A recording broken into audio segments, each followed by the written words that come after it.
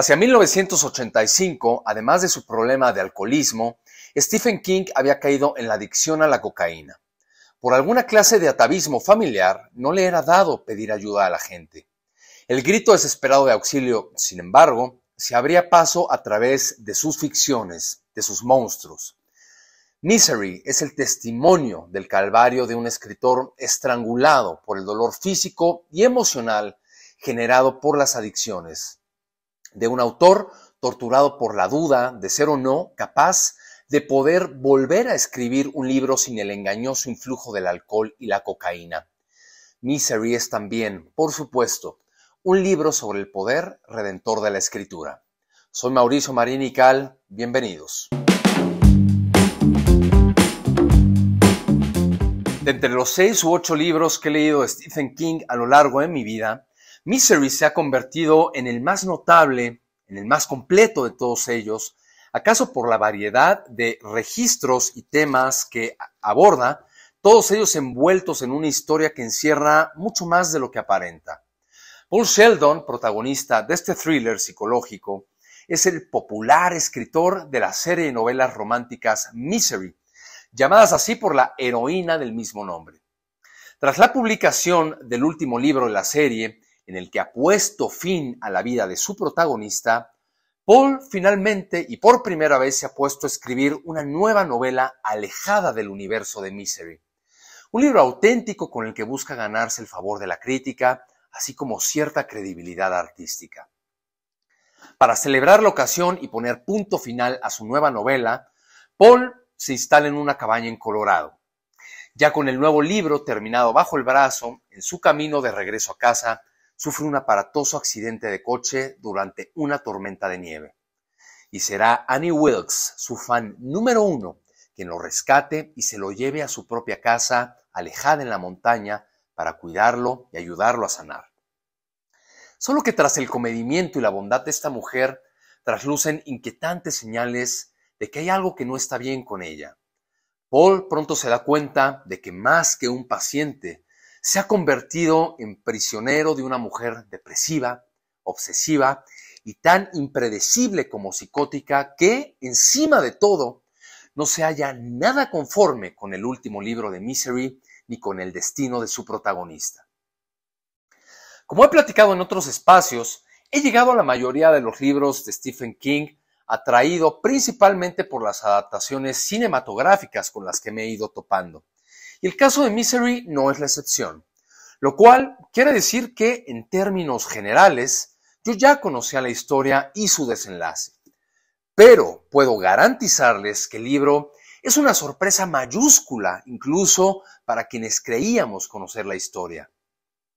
Entre otras cosas porque guarda un equilibrio genial entre el terror psicológico que predomina y ese otro mucho más típico del autor que involucra hachas y sangre, por decirlo de alguna manera. De hecho, esa incómoda como inolvidable escena de la película en la que Annie tortura al personaje a cuadro y de una manera gráfica no tiene nada que ver con su equivalente en el libro, en donde la cosa adquiere proporciones de verdad inimaginables.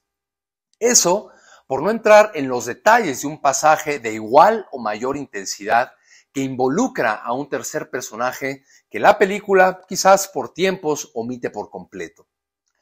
Más allá de la efectividad de la trama, que se desliza sin el menor esfuerzo, sin prisas ni lugares comunes, son los mecanismos narrativos a los que recurre Stephen King para articular la historia, lo que sitúa Misery en un lugar especial.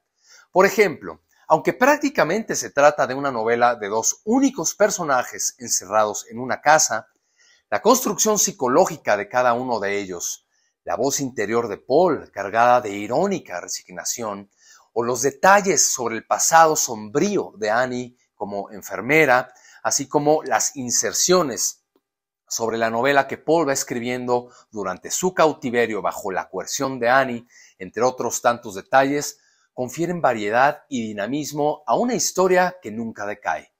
Puntualmente, disfruté las reflexiones sobre el oficio de escribir que salpican la historia y nos permiten conocer un poco más sobre los retos inherentes al proceso creativo, entre ellos la duda, la frustración, la soledad, pero también sobre lo gratificante de esa capacidad que tienen los escritores de hallar en una hoja en blanco la puerta, el escape a otro mundo.